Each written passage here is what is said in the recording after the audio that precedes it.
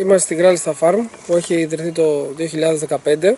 Έχει έγκυες κοπέλου με πιστοποιήσεις και αυτή τη στιγμή αποτελείται από 120 θηλυκά ζώα. Προσπαθούμε περισσότερο να το κάνουμε βιολογικό όσο μπορούμε. Βέβαια, δεν μπορούμε να ελέγξουμε τους καρπούς και τις τροφές που μπορεί να αγοράσουμε. Είναι ήδη μέλος Ένωσης Αγροτουρισμού. Απλά θέλουμε να γίνει επισκέψιμη κάποια στιγμή. Και όσο αφορά τις δυσκολίες που αντιμετωπίσαμε κυρίως με τις υπηρεσίες στην Ελλάδα, γιατί άρχισαν οι άδειες πάρα πολύ και γενικότερα οι επιδοτήσεις που παίρνουμε. Το πρόβλημα που έχουμε εδώ πέρα είναι συνήθως με τους λύκους που έχουν εμφανιστεί στην περιοχή. Ένα βασικό πρόβλημα που έχουμε πει είναι ότι δεν μας φέρουν ρεύμα, θέλει μεγάλη διαδικασία, οπότε είμαστε στη διαδικασία ακόμα να αρμέγουμε τα χέρια, να κάνουμε δηλαδή την παραδοσιακή κτηνοτροφία. Αλλά αυτό είναι λίγο επίπονο, γιατί το να αρμέγεις 120 ζώα το πρωί και 120 το βράδυ είναι λίγο δύσκολο και δεν βρίσκεις και εύκολα υπαλλήλους να έρθουν να δουλέψουν στα ζώα. Αλλά παρόλα αυτά το προϊόν έχει μεγάλη ζήτηση από τον κόσμο και είναι σαν επιβράβευση αυτό. Τα προϊόντα που βγάζουμε είναι το γάλα που το επεξεργαζόμαστε και το κάνουμε τυρί ή γιαούρτι. Κατά κύριο λόγο αυτά δύο πράγματα κάνουμε από το γάλα, και επίσης είναι το εμπόριο κρέατος. Και είναι ότι επειδή είναι ελληνική φυλή, έχει πάρα πολύ ζήτηση στο να πουλά το ζώο για αναπαραγωγή σε άλλους κτηνοτρόφους. Τα σχέδιά μας είναι να κάνουμε το δικό μας τροκομείο, ώστε να μπορούμε να μπούμε στα ράφια και να γίνει μονάδα γνωστή για τη φυλή της και να έρχεται κόσμος από όλο τον κόσμο να την επισκέπτεται, να βλέπει πώς είναι να έχεις μια βιωματική ζωή σε ένα χωριό ως κτηνοτρόφος, ως αγρότης κτλ. Τα ζώα εκτρέφονται στη φύση όταν το επιτρέπει ο καιρός. Η ποικιλότητα του μέρους είναι πάρα πολύ μεγάλη. Έχει σχεδόν τα πάντα από βλάσεις, οπότε τα ζώα μπαίνουν στη διαδικασία να διαλέξουν ακριβώς το φυτό που θέλουν να φάνε, πότε θέλουν να το φάνε και απλά περπατάνε να βρουν αυτό που θέλουν ώστε να εκτραφούν. Εδώ τα τελευταία 3 χρόνια, όπου και ασκώ το επάγγελμα του μελισσοκόμου. Ζούσα στην Αθήνα όλη μου τη ζωή. Αποφάσισα να εγκαταλείψω την πόλη και να έρθω στο χωριό μου. Θεωρώ ότι είμαι ικανοποιημένος μέχρι στιγμής. Η μετάβαση που έκανα ήταν σταδιακή. Αρχικά ερχόμουν για ένα Σαββατοκύριακο όπου και ασχολόμουν με τα μελίσια, τα οποία ήταν και λίγα. Χρόνο με το χρόνο, επειδή αυξάνονταν και οι υποχρεώσεις και οι ώρες εργασίας πάνω σε αυτά, έμενα όλο και περισσότερο καιρό εδώ και στο τέλος αποφάσισα να μείνω μόνιμα. Η δυσκολία στην προσαρμογή αρχικά υπήρχε. Ο Ελληνόπρυγος, όπου και διατηρώ τα μελίσια, βρίσκεται σε υψόμετρο 600 μέτρων. Η τοποθεσία είναι αρκετά μακριά, απομακρυσμένη από τον κάμπο και από τις καλλιέργειες οι οποίες χρησιμοποιούν πολλά χημικά, ψεκασμούς. Στη συγκεκριμένη περιοχή υπάρχουν αρκετά ενδυμικά φυτά. Υπάρχει ένα μεγάλο δάσος από βελανιδιά και καστανιά. Αυτό προσφέρει ένα ποιοτικό τελικό προϊόν, το οποίο έχει και αρκετά μεγάλη ζήτηση από το καταναλωτικό κοινό. Προς το παρόν παράγω μόνο μέλι δάσους, όπως και λέγεται. Στο μέλλον θα ασχοληθώ και με τα υπόλοιπα προϊόντα του μελισσιού, όπως ο βασιλικός πολτός και η γύρι. Πέρα από τα μελίσια διατηρώ και ένα αμπέλι, ένα στρέμμα περίπου, και παράγουμε τσίπουρο. Θα ήθελα να έχω ένα προϊόν το οποίο να έχει μια ταυτότητα, ίσως μια πιστοποίηση, το οποίο επειδή το μελισσοκομείο είναι μόνιμα σταθερό σε αυτόν τον τόπο, σε αυτή την περιοχή, θα ήθελα να εξελιχθεί σαν ονομασία προέλευσης Ελληνοπύργου όλη αυτή η προσπάθεια. Ότι το μέλι είναι από εδώ με τα συγκεκριμένα χαρακτηριστικά φυτών. Είμαι Φελέκης και είμαι ο πρόεδρος του Φορέα Διαχείρισης του Εθνικού Πάρκου Τζουμέκων, Κοιλάδας Αχαιολόγου, Μετεώρων και Αγράφων.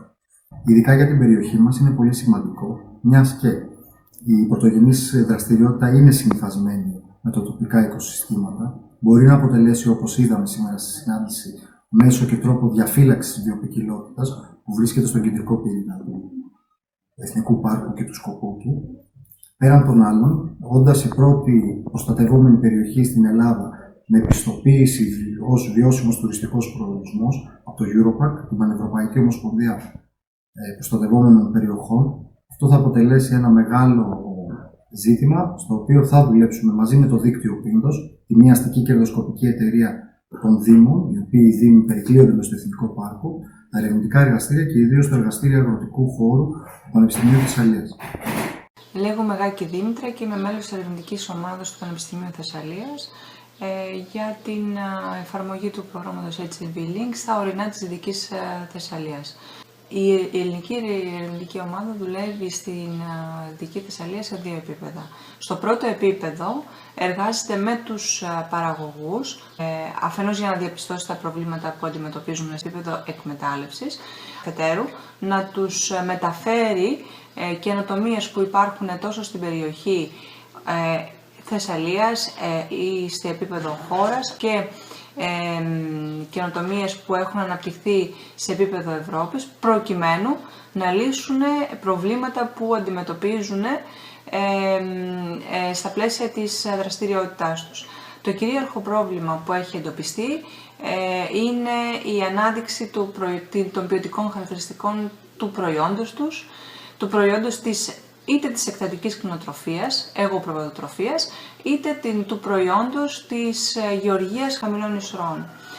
Στο πλαίσιο αυτό λοιπόν, μέσα από τις συναντήσεις που είχαμε με τους παραγωγούς, είτε στα πλαίσια σεμιναρίων είτε στα πλαίσια συναντήσεων εργασίας, προσπαθήσαμε να κατανοήσουν την ανάγκη της οργάνωσής τους σαν βασικό εργαλείο, προκειμένου να εντοπιστούν και να αναδειχθούν τα ποιοτικά χαρακτηριστικά των προϊόντων τους, προκειμένου το προϊόν να φτάσει στον καταναλωτή και να αναδεικνύει, να καταδεικνύει τα ποιοτικά του χαρακτηριστικά. Το δεύτερο επίπεδο στο οποίο δουλεύουμε σαν ερευνητική ομάδα στα ορεινά της Δυτικής Θεσσαλίας είναι η συνεργασία με την τοπική αυτοδιοίκηση και ιδιαίτερα συνεργασία με το δίκτυο της τοπικής αυτοδιοίκησης, το δίκτυο Πίνδος, σε μια προσπάθεια δημιουργίας μιας νέας μορφής διακυβέρνησης σε επίπεδο Δυτικής Θεσσαλίας, που ο στόχος θα είναι ποιος? Θα είναι ο συντονισμός των δράσεων και των παρεμβάσεων αγροοικολογικού χαρακτήρα